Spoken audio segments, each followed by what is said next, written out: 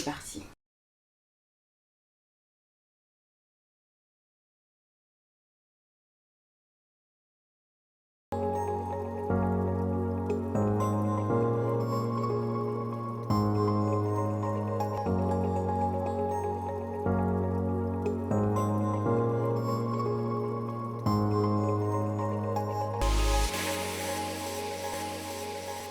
Nulle part sur cette terre, les gens ne courent plus de risques qu'au Tigré.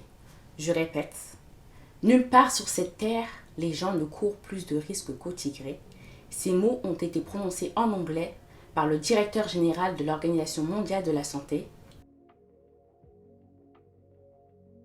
En effet, la région du Tigré, en Éthiopie, qui compte environ 6 millions d'habitants, est plongée dans une guerre civile sanglante depuis novembre 2020.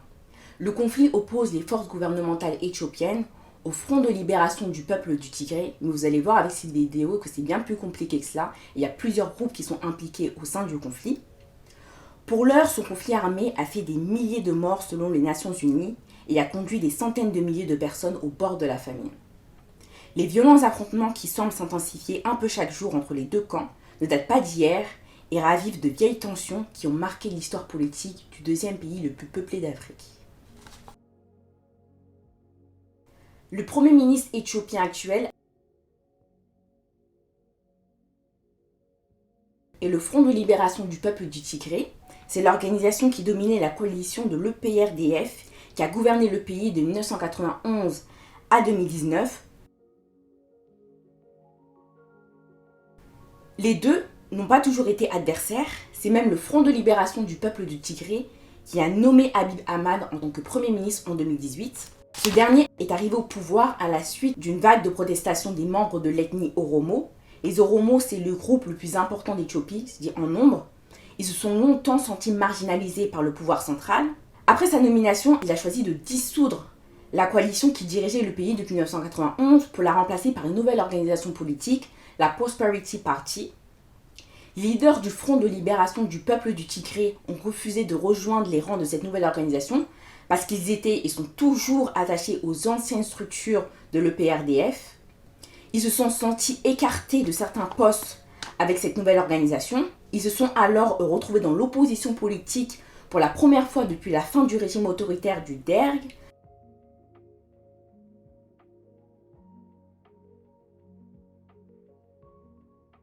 L'un des déclencheurs de la crise, même je dirais de la guerre, fut la décision qu'a prise le gouvernement de reporter les élections législatives qui devaient avoir lieu en 2020 en mettant en avant les risques liés à la pandémie de Covid-19. Suite à cela, le Front de libération du peuple du Tigré a décidé de défier l'injonction gouvernementale en organisant un scrutin régional au Tigré en septembre 2020. Peu après, le gouvernement éthiopien a lancé la première offensive contre le Tigré, suite à des attaques sur plusieurs bases militaires qui ont permis au Front de libération du peuple du Tigré d'acquérir de l'équipement militaire. Le Premier ministre avait présenté cette offensive comme une opération de sécurité intérieure visant à démanteler le Front de libération du peuple du Tigré et à reprendre le contrôle de la province en quelques semaines. On a vu que ça n'a pas duré du tout quelques semaines, ça a commencé en 2020, aujourd'hui on est en 2022. Donc ça a duré 2 ans et c'est loin d'être fini.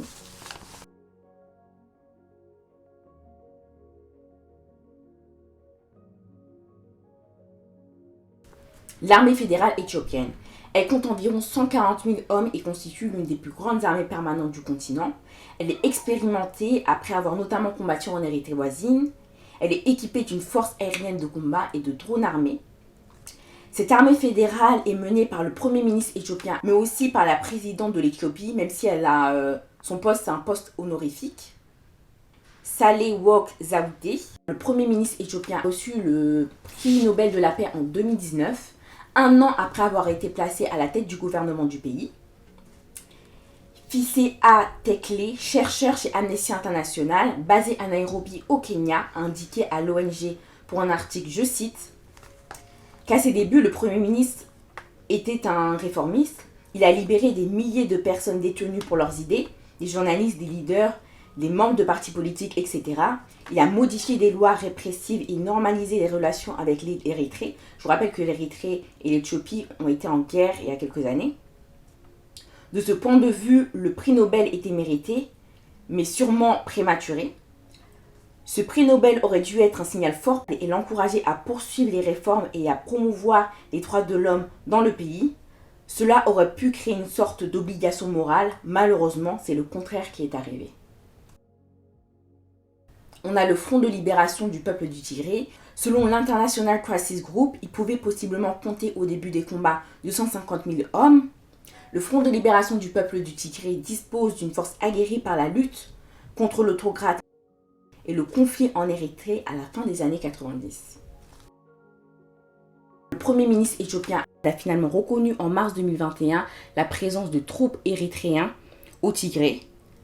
L'État érythréen est un soutien au Premier ministre éthiopien et c'est un ennemi du Front de libération du peuple du Tigré depuis la guerre entre le Tigré et l'Éthiopie à la fin des années 90.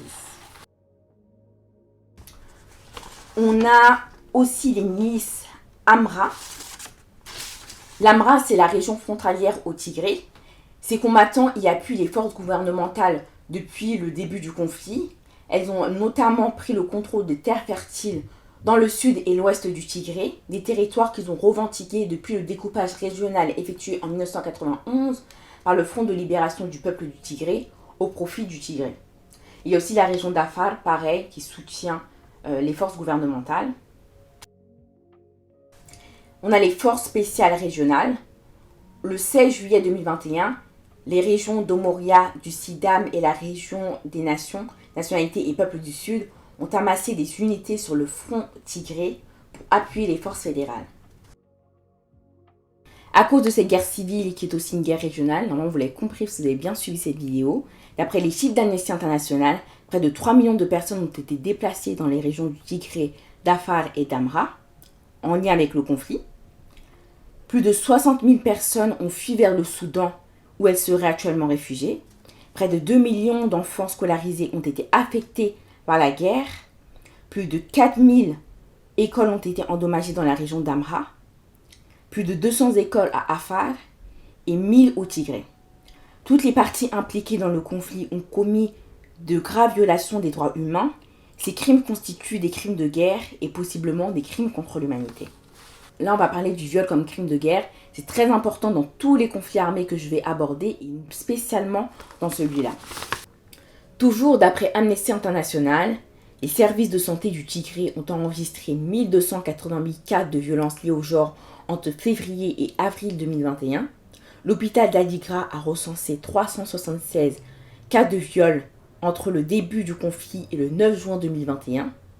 Cependant, de nombreuses victimes ne se sont pas rendues dans un centre de santé, ce qui laisse à penser que ces chiffres ne représentent qu'une petite fraction de viols commis dans le contexte du conflit. Les victimes continuent de souffrir de complications physiques et psychologiques. Beaucoup ont signalé des traumatismes tels que des saignements persistants, des maux de dos ou encore des fistules. Certaines sont porteuses du VIH depuis leur viol. Le manque de sommeil, l'anxiété et la détresse émotionnelle sont courants chez les victimes et les témoins. Les impacts du conflit actuel ne sont pas pleinement matérialisés, mais le risque qui déstabilise davantage une région déjà minée par de nombreuses tensions et le terrorisme est réel. Le conflit pourrait dégénérer et s'étendre dans toute la région. Le gouvernement d'Abiy Ahmed et les insurgés du Front de libération du peuple du Tigré envisageraient des négociations.